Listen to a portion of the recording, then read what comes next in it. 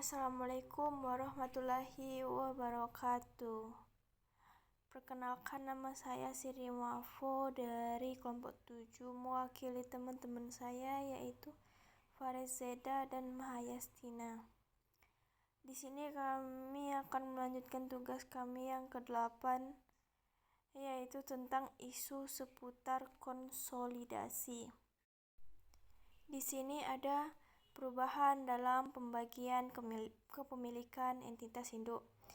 Dalam praktiknya, bagian kepemilikan entitas induk itu dapat berubah, baik meningkat ataupun menurun. Nah, perubahan tersebut dapat terjadi karena adanya aktivitas yang dilakukan antara entitas induk seperti menambahkan pembelian atas saham atau penjualan sebagian saham entitas anak oleh entitas induk. Nah, perubahan tersebut juga dapat terjadi karena aktivitas pada entitas anak seperti penerbitan tambahan saham atau pembelian saham treasury oleh entitas anak. Di sini juga ada perubahan kepemilikan akibat aktivitas pada entitas induk. Yang dimaksud adalah bahwa perubahan bagian kepemilikan dapat terjadi akibat aktivitas yang dilakukan oleh entitas induk seperti membeli kepemilikan tambahan atau menjual sebagian kepemilikan kepada pihak lain. Keduanya akan dibahas pada bagian berikut ini. Yang pertama, entitas induk mengakuisisi saham tambahan dari pihak ketiga. Yang kedua, entitas induk menjual sebagian saham kepada pihak ketiga.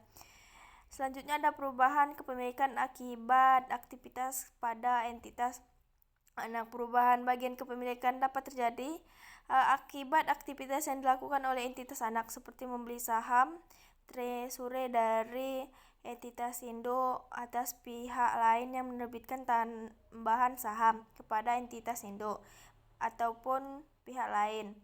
Nah, di sini kepemilikan pada entitas induk itu dapat dalam beberapa kasus isu terjadi secara proporsional sehingga terjadi perubahan komposisi kepemilikan.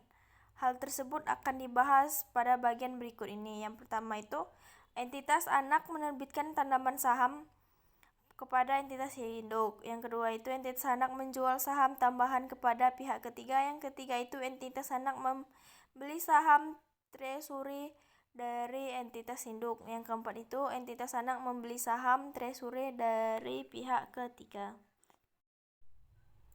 Akuisisi pada periode interim.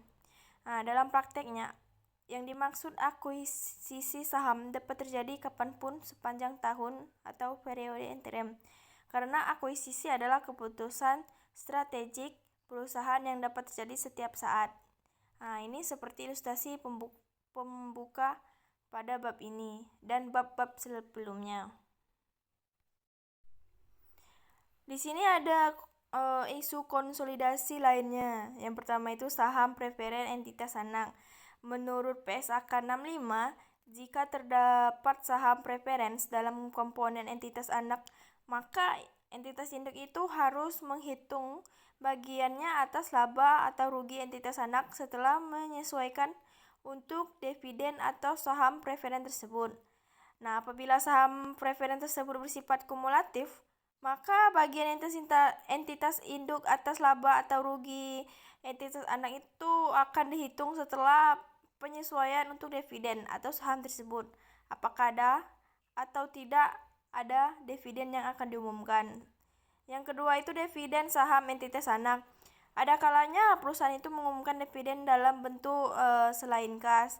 Salah satunya adalah dalam bentuk saham atau yang dikenal dengan dividen saham atau saham bonus.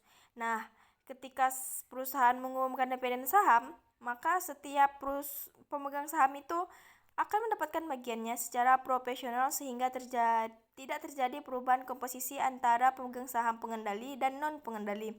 Nah, jika entitas anak itu mengumumkan saham, nilai tercatat investasi di entitas anak itu induk itu tidak akan berubah karena tidak terdapat perubahan substantif ekonomi atas dividen saham tersebut.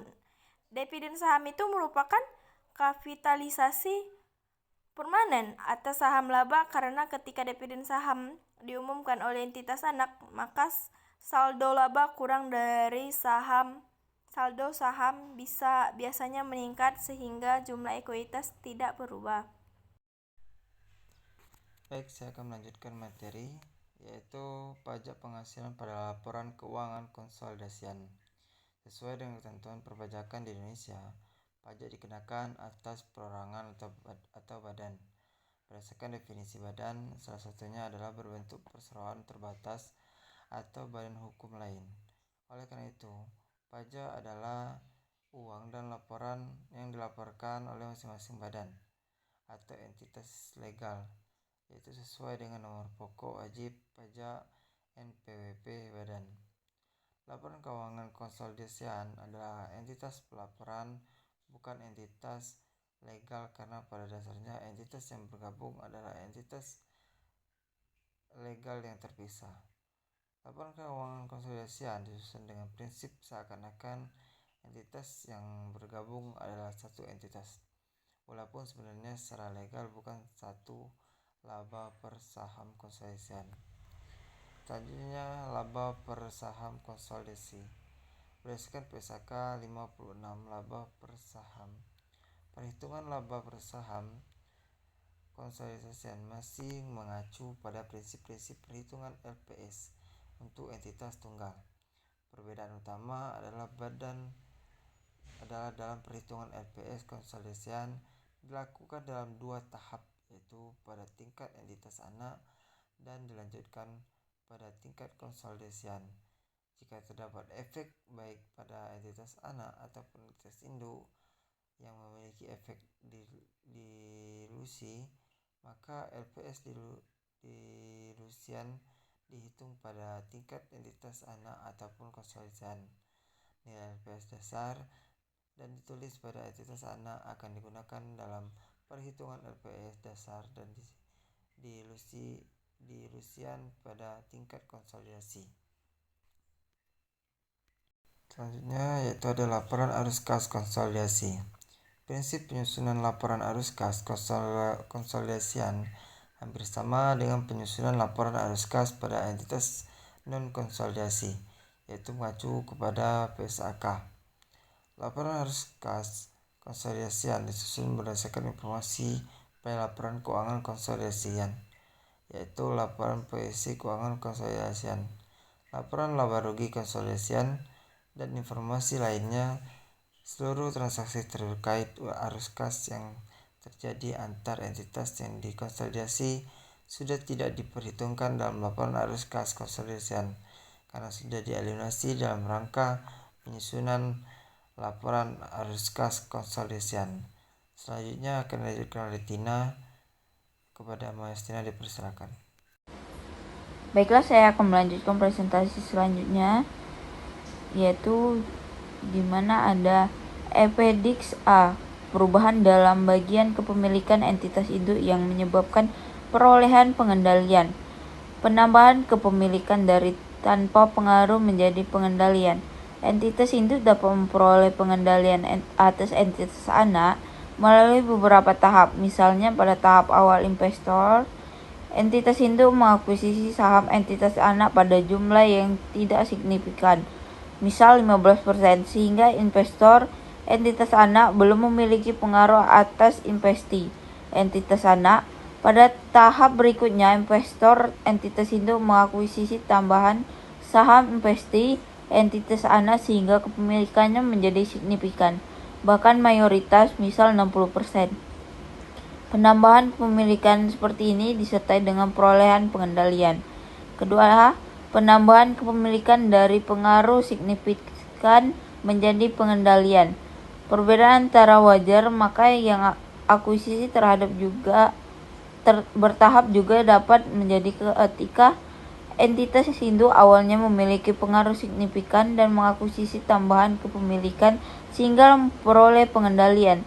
Sebelum akuisisi tambahan, entitas induk memiliki pengaruh signifikan sehingga mencatat investinya dengan metode ekuitas, dan ketika pengendalian diperoleh tetap dapat menggunakan metode ekuitas ataupun beralih menggunakan metode biaya. Dalam pembahasan ini, entitas induk tetap menggunakan metode ekuitas ketika memperoleh pengendalian.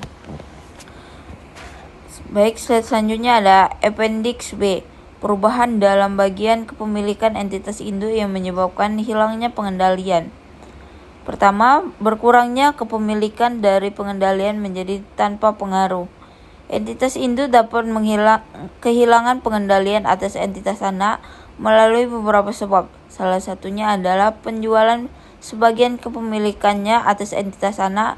Misalnya, investor entitas induk memiliki mayoritas saham entitas anak 85%, sehingga investor entitas induk memiliki pengendalian atas investasi entitas anak. Selanjutnya, investor entitas induk menjual sebagian sahamnya atas investasi entitas anak sehingga kehilangan pengendaliannya menjadi 20%. Pelepasan kepemilikan seperti ini disertai dengan kehilangannya pengendalian. Kedua, berkurangnya kepemilikan dari pengendalian menjadi pengaruh signifikan. Jika pengendalian entitas induk hilang namun masih memiliki pengaruh signifikan atas entitas anak, perlakuan akuntansinya sama dengan pembahasan sebelumnya. Ketika entitas induk sudah tidak memiliki pengaruh signifikan, entitas induk mengakui setiap sisa investasi kepada entitas anak terdahulu pada nilai wajarnya. Pada tanggal hilangnya pengendalian, entitas induk juga mengakui perbedaan apapun yang dihasilkan sebagai keuntungan atau kerugian dalam laba rugi yang didistribusikan kepada entitas anak. Baik, itu saja dari kami kelompok 7. Saya mewakili teman saya, Paris Zeda dan Siri Mapo, mengucapkan terima kasih dan sampai jumpa. Wassalamualaikum warahmatullahi wabarakatuh.